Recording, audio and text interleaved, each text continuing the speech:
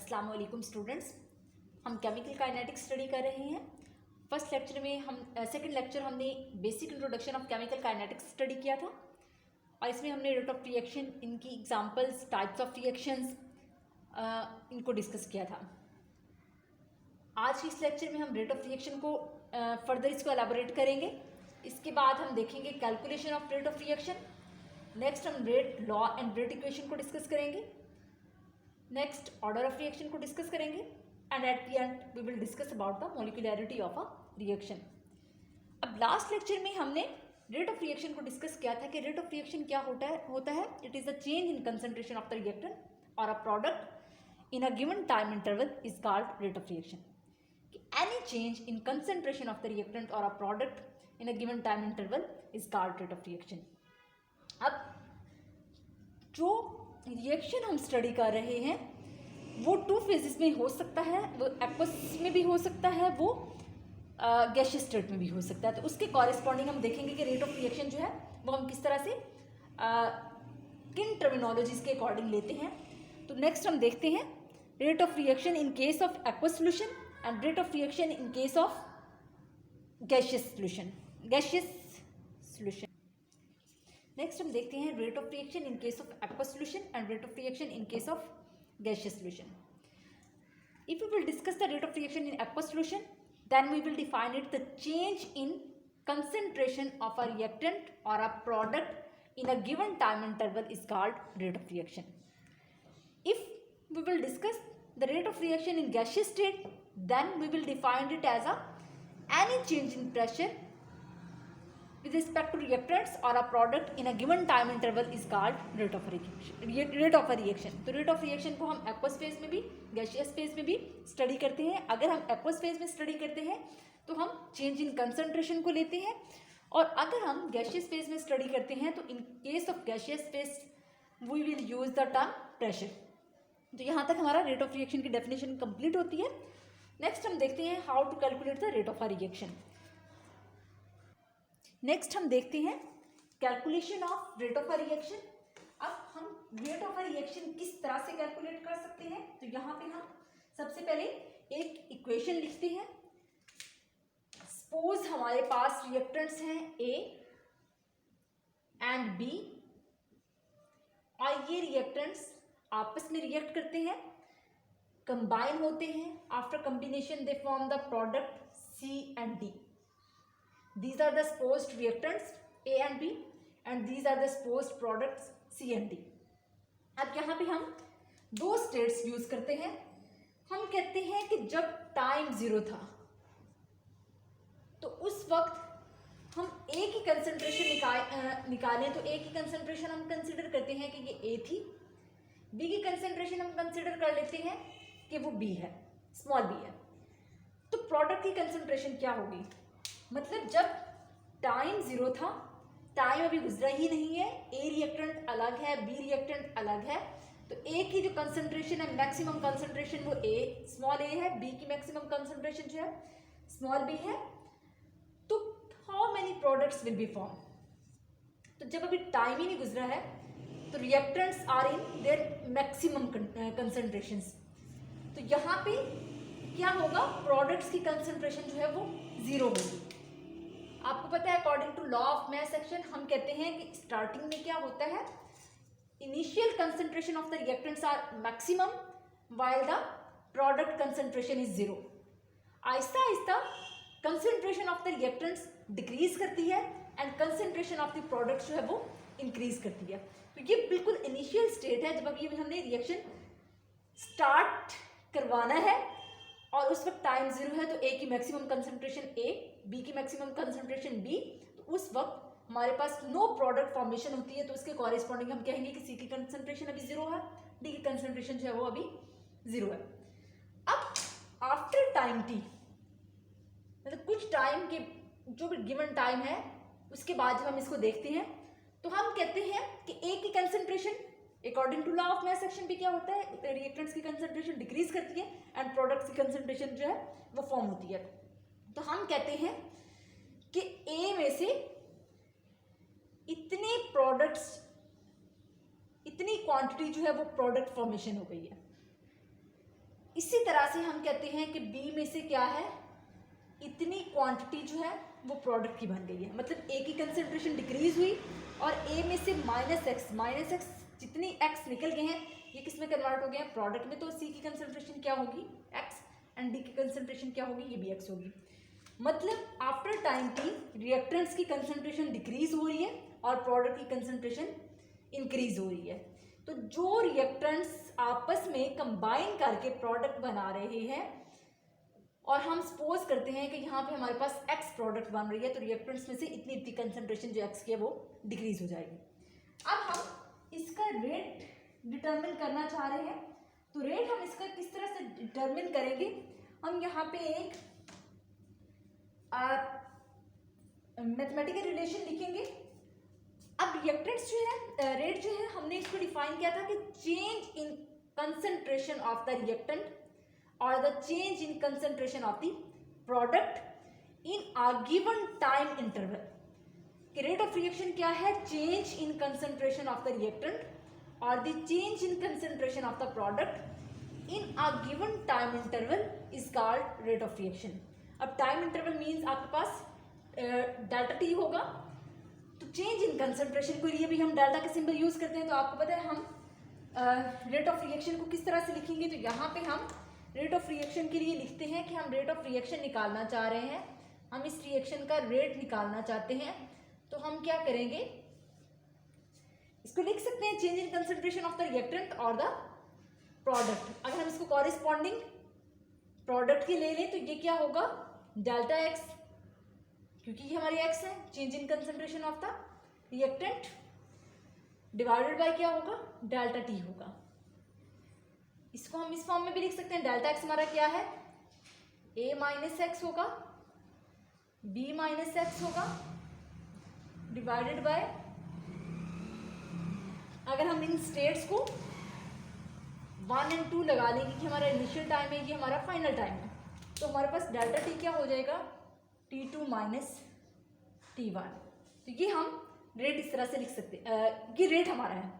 अब हम रेट किसके अकॉर्डिंग निकाल सकते हैं, हम रेट निकाल सकते हैं विद रिस्पेक्ट टू रिएक्टेंट्स और विद रिस्पेक्ट टू प्रोडक्ट्स। अगर हम rate with respect to reactants निकालना चाहते हैं तो हम with respect to each reactant इसको निकाल सकते हैं and we will calculate the rate of a reaction with respect to each product. तो इसको हम ये लिख सकते हैं कि हमारा जो रेट होता है उसको ज़्यादातर हम जब हम यूज़ कर रहे होते हैं तो हम डिफरेंशियल रेट की बात करते हैं। तो डिफरेंशियल रेट के लिए हम डेल्टा की बजाय डी का साइन सिंबल यूज़ करेंगे। तो यहाँ पे मैं डिफरेंशियल रेट निकालना चाह रही हूँ विद रिस्पेक्ट टू रिएक्टेंट्स। अब अगर हम इसको विद रिस्पेक्ट टू रिएक्टेंट्स निकालना चाहें तो यहाँ पे हम इसको लिखेंगे, ये आपने लॉ ऑफ मैथ सेक्शन के अकॉर्डिंग भी पढ़ा है, concentration of the reactant divided by क्या होगा, डेल्टा टी की change in concentration of the reactant A with respect to time. तो ये हमने विद रिस्पेक्ट टू ए निकाल लिया। अब बेसिकली हम क्या कहते हैं, जब भी कोई रिएक्शन प्रोसीड करता है तो रिएक्टेंट्स की कंसेंट्रेशन डिक्रीज करती है, प्रोडक्ट्स की कंसेंट्रेशन इंक्रीज करती है। तो यहाँ पे डिक्रीज के लिए हम नेगेटिव सिंबल यूज़ करते हैं कि जब भी हम रिएक्टेंट्स के अकॉर्डिंग रेट लिखेंगे तो हम नेगेटिव सिंबल यूज़ करेंगे। तो ये हमने फर्स्ट रेट लिखा in case of reactant A. अगर हम इसको with respect to B determine करना चाहें तो हमारे पास जो रिलेशनशिप बनता है, यहाँ पे भी रिएक्टेंट है तो रिएक्टेंट की कंसेंट्रेशन डिक्रीज कर रही है, तो इसलिए हम नेगेटिव सिंबल यूज करेंगे। इसको हम क्या करेंगे, D B divided by D T. तो दोनों रिएक्टेंट्स के कॉरेस्पॉन्डिंग हमने रेट ऑफ रिएक्शन निकाल लिया। अब अगर हम प्रोडक्ट्स के अकॉर्डिंग लिखना चाहें तो प्रोडक्ट के अकॉर्डिंग भी हम इसको निकाल सकते हैं, D C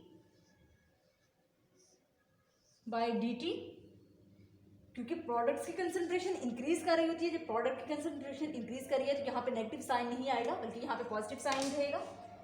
and with respect to D हम जो रेट है वो भी कैलकुलेट कर सकते हैं, तो D D by D T. तो ये हमने रेट ऑफ रिएक्शन जो है इस तरह से किसी भी रिएक्शन के निकाल सकते हैं। तो ये जस्ट रेट है, इसका फर्दर ऑर्डर जो निकालना है उसके लिए हम फर्दर डेरिवेशंस करते हैं। अच्छा, अब ये एक इक्वेशन है जिसमें हम सबके 1 1 मोल यूज कर रहे हैं। अगर यहाँ पे मोल्स जो है वो चेंज हो जाए तो फिर हम रेट कैसे कैलकुलेट करेंगे, नेक्स्ट एग्जांपल हम इसके अकॉर्डिंग डिस्कस करते हैं। नेक्स्ट ये इक्वेशन है, नेक्स्ट एक इक्वेशन हमारे पास है, इसमें क्या है, नंबर ऑफ मोल्स चेंज हो गए हैं। लास्ट इक्वेशन में हमने क्या देखा था, नंबर ऑफ मोल्स सेम थे। यहाँ पे क्या है, रिएक्टेंट ए के 2 मोल्स यूज हो रहे हैं, रिएक्टेंट बी के 1 मोल यूज हो रहा है और प्रोडक्ट उसके कॉरेस्पॉन्डिंग 1 मोल प्रोड्यूस हो रहा है। तो in case of different moles we will calculate the rate of reaction. अब यहाँ पे हम सिंपली क्या करेंगे, इस केस में हम 2 से मल्टीप्लाई कर देंगे with respect to reactant A, हमारा रेट ऑफ रिएक्शन ये होगा, with respect to reactant B हमारा रेट ऑफ रिएक्शन ये होगा, विद रिस्पेक्ट टू प्रोडक्ट हमारा रेट ऑफ रिएक्शन ये होगा। अब यहाँ पे डी ए आपको नजर आ रहा है, रिएक्टेंट हमने ब्रैकेट्स के अंदर लिखा हुआ है, स्क्वायर ब्रैकेट्स के अंदर। तो ये क्या होती है, मोलर कंसंट्रेशन होती है, जिसको हम एक्टिव मास भी बोलते हैं। इसी तरह से ये सारे हमारी कंसंट्रेशन दी हुई है। रिएक्टेंट्स की change in concentration of the reactant A with respect to time is called rate of reaction, change in concentration of the reactant B with respect to time is called rate of reaction, and change in concentration of the product with respect to time is called rate of reaction। तो इस तरह से हम rate of reaction को जो है calculate कर सकते हैं। नेक्स्ट हम आते हैं रेट लॉ और रेट इक्वेशन पे। नेक्स्ट हम डिस्कस करते हैं रेट लॉ और रेट इक्वेशन और रेट लॉ एक्सप्रेशन। अब रेट इक्वेशन को जब हम डिफाइन करते हैं तो इसको हम कुछ इस तरह से डिफाइन करते हैं कि it is the expression which shows the reaction rate is related to its concentration. कि ऐसी इक्वेशन जो रिएक्शन रेट को शो करती है with respect to its concentration is called rate law और रेट इक्वेशन। मैथमेटिकली अगर हम इसको लिखें तो हम इसको कुछ इस तरह से लिखेंगे कि सपोज हमारे पास एक रिएक्शन है, ये रिएक्शन हो रहा है, ये हमारे रिएक्टेंट्स आ गए, इसके नतीजे में हमारे पास ये प्रोडक्ट्स प्रोड्यूस हो रहे हैं। अब रेट लॉ हमें क्या बताता है, रेट लॉ हमें बताता है एन एक्सप्रेशन। ये क्या है, ये एक इक्वेशन है। अब यहाँ पे ये एक ऐसी इक्वेशन है जिसके 1 मोल यूज हो रहे हैं। सपोज हम कहते हैं कि रिएक्टेंट ए के ये ए मोल्स यूज हो रहे हैं, रिएक्टेंट बी के ये बी मोल्स यूज हो रहे हैं, प्रोडक्ट के सी मोल्स प्रोड्यूस हो रहे हैं और प्रोडक्ट डी के डी मोल्स प्रोड्यूस हो रहे हैं। तो रेट लॉ इक्वेशन या रेट एक्सप्रेशन क्या है, it is an expression which shows the reaction rate is related to the concentration. ये एक ऐसी एक्सप्रेशन होती है जो हमें ये बताती है कि rate of a reaction is related to the concentration.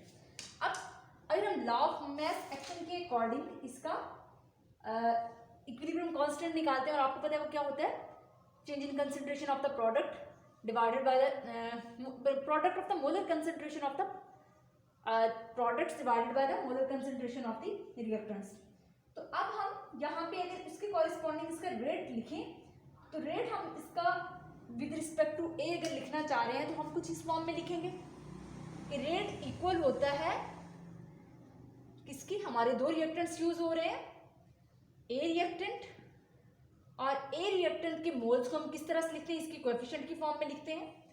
Second हमारा रिएक्टेंट जो है वो बी है और इसको मोल्स को हम किस फॉर्म में लिख रहे हैं, कोएफिशिएंट की फॉर्म में लिख रहे हैं। तो रेट हमारे पास क्या आ जाएगा, रेट हमारे पास आ जाता है, ये हमारे पास रेट की मैथमेटिकल फॉर्म आ जाती है। अब इस मैथमेटिकल फॉर्म के अकॉर्डिंग हम इसकी डेफिनेशन कंप्लीट कर सकते हैं कि एन एक्सप्रेशन, ये एक्सप्रेशन है और इसके अकॉर्डिंग हमने इसका रेट लॉ लिखा है विद रिस्पेक्ट टू रिएक्टेंट्स। तो an expression which shows how the reaction rate is related to its concentration. Reaction rate किस तरह से इसकी कंसंट्रेशन के रिलेटेड होता है, जिसको हम क्या कहते हैं, इसको हम रेट लॉ कहते हैं। अब रेट लॉ को अगर हम एक और तरीके से भी डिफाइन कर सकते हैं कि rate of a reaction is directly proportional to the reactant concentration and each concentration being raised to its sum part। Rate of reaction क्या होता है, ये इस डायरेक्टली प्रोपोर्शनल होता है। यहाँ पे फर्स्ट हम यूज कर सकते हैं इसको, डायरेक्टली प्रोपोर्शनल होता है, और सेकंड हम यहाँ पे इक्वेशन डिवेल्प कर सकते हैं। आपको पता है प्रोपोर्शनलिटी साइन को खत्म करने के लिए हम इक्वालिटी लगाते हैं, और इक्वालिटी जब भी लगाते हैं तो हमें यहाँ पे कांस्टेंट लगाना पड़ता है। तो कुछ रेट इस फॉर्म में हमारे पास आ जाएगा तो ये हमारे पास एक एक्सप्रेशन, मैथमेटिकल एक्सप्रेशन आ गया। तो यहाँ से हम बहुत इजीली रेट ऑफ रिएक्शन को, रेट लॉ जो है इसको डिफाइन कर सकते हैं। तो रेट लॉ क्या है कि rate of a reaction is directly proportional to the reactant concentration of the reactant and each concentration being raised to its some power। तो ये रेट लॉ एक्सप्रेशन या रेट लॉ इक्वेशन कहलाएगा। तो यहाँ तक हमने रेट लॉ इक्वेशन को कर लिया। नेक्स्ट हम निकालना चाह रहे हैं ऑर्डर को। ऑर्डर क्या है, इसको हम ऑर्डर को डिटरमिन करना चाह रहे हैं। तो ऑर्डर के लिए हम क्या करेंगे,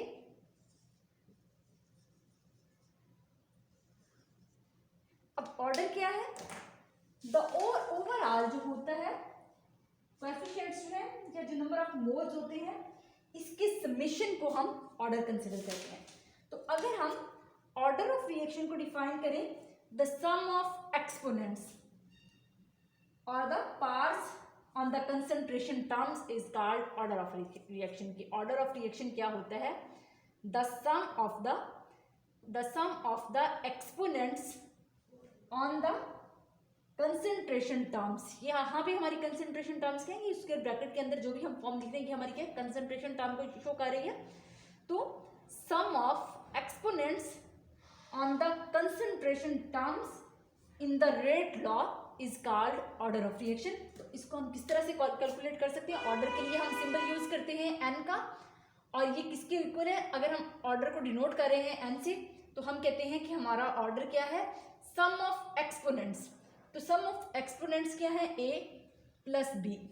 सम of exponents on the concentration terms in rate law is called order of reaction. तो यहाँ से हम ऑर्डर ऑफ रिएक्शन को डिटरमिन कर सकते हैं कि ऑर्डर ऑफ रिएक्शन क्या है, sum of exponents on the concentration terms in the rate law is called order of reaction.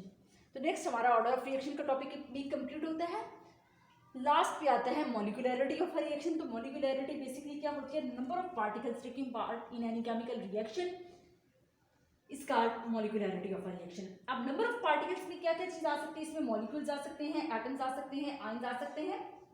तो जितने भी नंबर ऑफ रिएक्टेंट पार्टिकल्स होते हैं, मॉलिक्यूल्स हो, एटम्स हो, आयंस हो, which collide to form an activated complex is called the molecularity of reaction. तो यहाँ तक हमने briefly basic introduction of chemical kinetics को स्टडी किया। नेक्स्ट लेक्चर में हम डिस्कस करेंगे about the zero order reaction, जो कि हमारा फर्स्ट टॉपिक है। बेसिकली हमारे कंसर्न टॉपिक्स वही हैं, ये जस्ट हमने बेसिक इंट्रोडक्शन ब्रीफली डिस्कस किया ताकि नेक्स्ट हम अपने टॉपिक को करने में हमें आसानी रहे। तो यहाँ तक हमारा लेक्चर कंप्लीट होता है। नेक्स्ट हम जीरो ऑर्डर रिएक्शन को स्टार्ट करेंगे।